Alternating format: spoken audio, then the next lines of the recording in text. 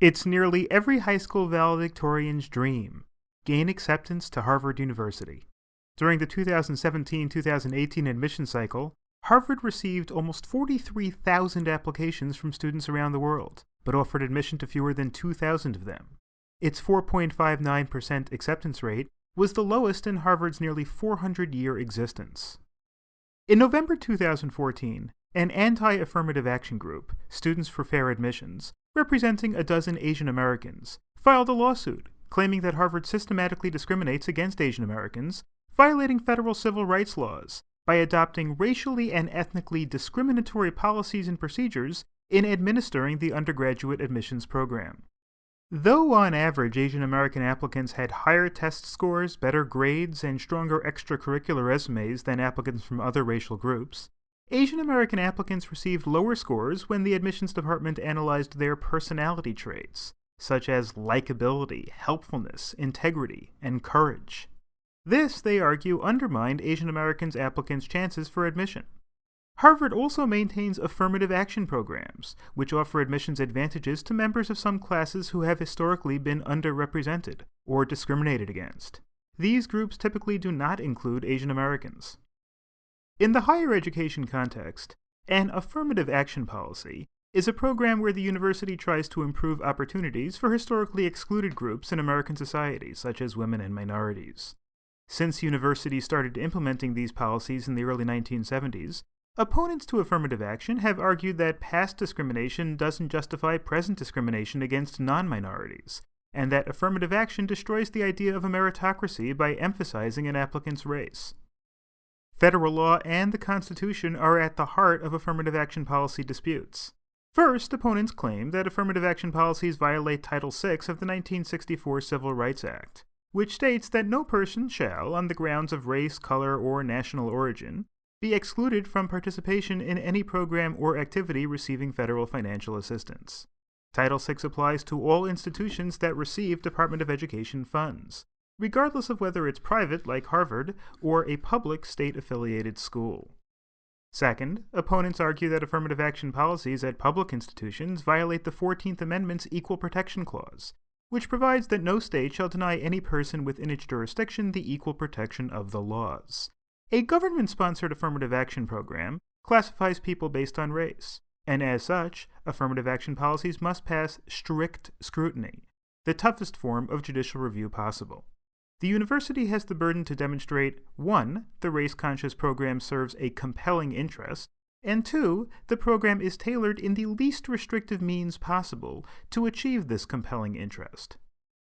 Several court decisions over the last 40 years illustrate judicial inquiry into university affirmative action programs.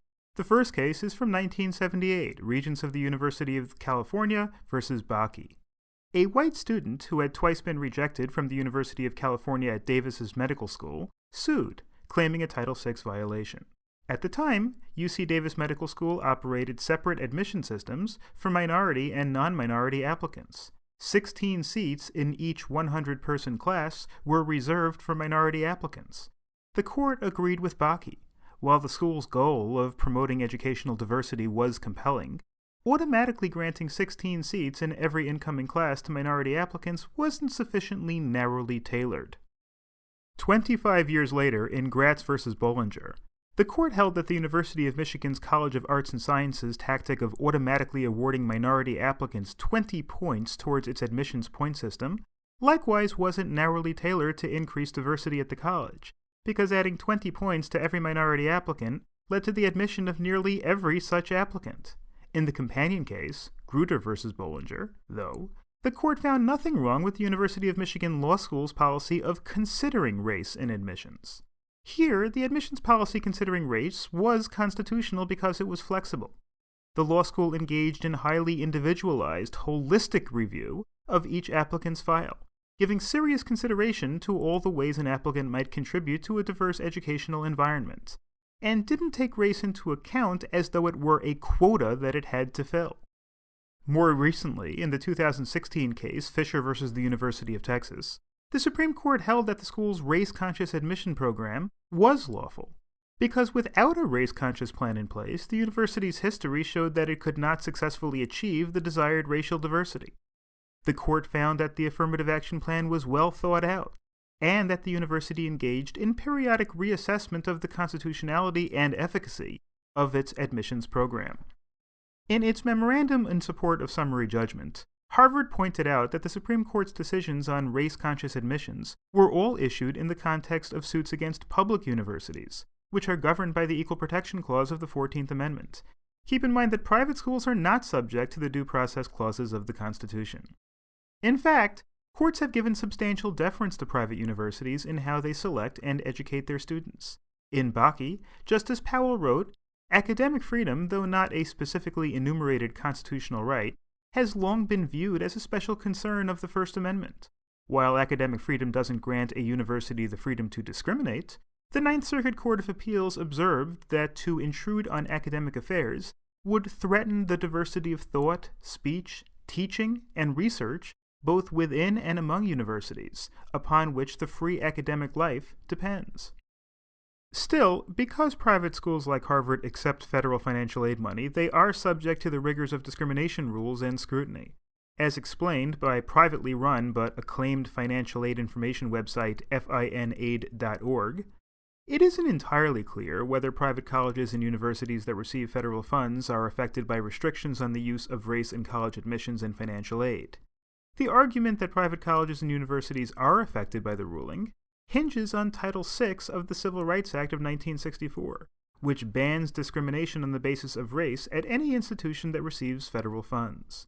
The U.S. Supreme Court has previously found that the 14th Amendment and Title VI are coextensive, which means that if a policy violates the 14th Amendment, it also violates the Civil Rights Act.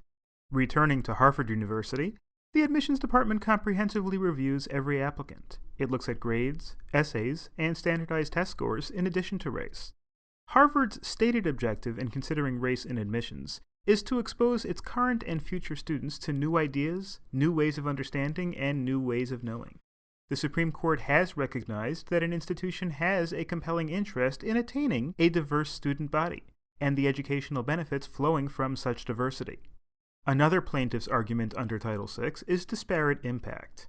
Although Title VI expressly prohibits only intentional discrimination, a regulation of the Department of Education clarified that a recipient of federal funds may not utilize criteria or methods of administration which have the effect of subjecting individuals to discrimination because of their race, color, or national origin. Thus, a discrimination action can be sustained by showing that a facially neutral policy has a disproportionately adverse effect on a protected class. The disparate impact argument here is that Harvard's admissions department's consideration of the applicant's personality consistently rated Asian American applicants lower than other applicants. However, admission statistics do not show a disproportionate impact in the number of Asian Americans admitted.